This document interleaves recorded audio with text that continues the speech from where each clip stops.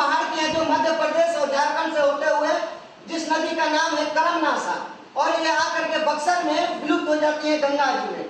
उसके बाद में एक और नदी है, आगे आइएगा, सोन नदी, जो आपको भोजपुर में, जिसमें पीला पीला बालू मिलता है, यहीं पर है कोइलवर के पास में, ये नदी जाकर के विलुप्त हो जाती है। थोड़ा सा आगे बढ़िएगा, पटना से आगे तो नालंदा से होते हुए एक पुनपुन नदी आती है जो गंगा में विलुप्त हो जाती है।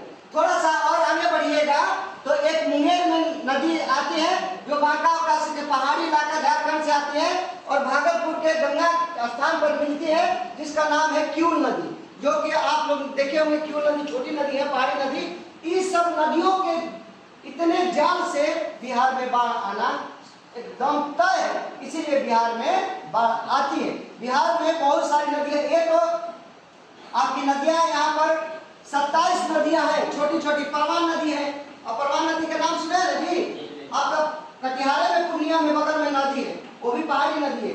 तो ऐसे ऐसे नदियां यहाँ पर हैं, इसीलिए बिहार में बाढ़ आता है। बिहार में बाढ़ क्यों? तो बिहार में नदियों का जाल है, इसलिए बिहार में बाढ़ आता है। बाढ़ से प्रभावित जिले तो आप लोग 15 और 13 कितना हो जाता है? 28 जिले। क्या कर लेना है कि बाढ़ से प्रभावित बिहार में 28 जिले हैं, जिसमें अब बोल सकते हैं कि सर्वाधिक और अधिक जिले, और सर्वाधिक अच्छा शेष जिले, समझे ना? इतना कहना है कि सर्वाधिक 15 जिले हैं और अधिक बाढ़ आने वाला 13 जिले हैं। लेकिन टोटल पूछेगा कि बिहार में बाढ़ प्रभावित करने वाले कितने जिले होते हैं, तो 28 जिले होते हैं। अब 10 जिला और रह गया, जिसको पहाड़ी पठार पर है, गया है, उसके बाद में कैमूर है, रोहतास है, भभुआ है, उसके बाद में आपका नालंदा है, नवादा है। ये सब जिले जो है ना 10, इसमें बाढ़ नहीं आता है, लेकिन अधिक बारिश होगा तो उसमें भी बाढ़ आ सकता है। बिहार कोई भी जिला अछूता नहीं है, लेकिन भौगोलिक क्षेत्र से 28 जिले में प्रति वर्ष बाढ़ आना तय है।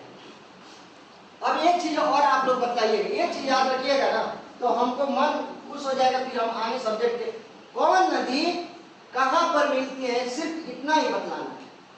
कौन हिट कर दोगे ना तो आप जैसे कोई उधर जिला में पढ़ाने वाला नहीं मिलेगा। आपको ये चीज बता देता हूँ। एक देखिए, यहाँ से चलते हैं, ये हिमालय से निकलने वाली नदी है घाघरा नदी। इसका नाम सरजू नदी भी है। इस नदी का नाम सरजू नदी भी है, और घाघरा नदी और काली नदी भी है। इस जहाँ जहाँ जाती है इसका अलग अलग नाम हो जाता है। ये जा करके आपका सिवान में गोपालगंज होते हुए और जा करके सारण छपरा में जा करके गंगा जी में विलुप्त हो जाती है। कहाँ पर होती है? सारण, जिसको छपरा भी बोलते हैं, समझे ना? सारण को क्या बोलते हैं?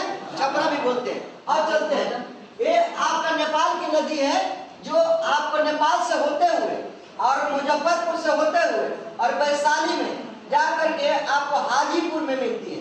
ये नदी है गंडक नदी। कहाँ पर मिलती है? हाजीपुर में। कहाँ पर मिलती है? गंडक नदी कहाँ पर मिलती है? हाँ, चलिए, बहुत बढ़िया बात।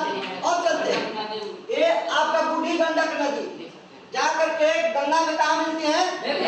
कहाँ मिलती है? अब चलते हैं, ये कोसी नदी है, ये आपको कहाँ मिलती है? नहीं, ये इसीलिए तो मैं बोल रहा हूँ। ये जा करके कोसी नदी मिलती है भागलपुर के कुर्सेला जगह, एक देखे होंगे, कुर्सेला में मिलती है। इसीलिए मैं बोलता हूँ कि आप लोग जी के तगड़ा रखोगे ना तो किसी से आप लोग हारोगे नहीं। इसलिए आप लोग को ज्ञान दे रहे हैं कि जी के तगड़ा रखिए। कहाँ पर मिलती है? आप पहले बात को समझ लीजिए मेरी। ये कोसी नदी को आगे चलिए, ये बागमती नदी कहाँ पर मिलती है? खगड़िया में। कहाँ पर मिलती है? कहाँ पर मिलती है? ये देखिए कहाँ पर मिलती है? चलिए हम मार्क कर देते हैं। और मार्क करने के बाद में आप लोगों को बहुत आसान से आ जाएगा। आपको ये बागमती नदी आपको मिल गई, यहाँ पर कोसी नदी मिल गई आपको, यहाँ पर देखिए कहाँ पर? कुर्सेला। और मार्क कर देते हैं आपको, जिससे कि आपको कहने में भी आसान है। चलिए, ये हो गया। कोसी नदी है सर। नहीं, हाँ, वो तो घूमते हुए आ रही है, तुमको नहीं है। वो घूमते हुए कोसी से तबाही आ सर, मधुबनी से कटिहार। हाँ हाँ हाँ।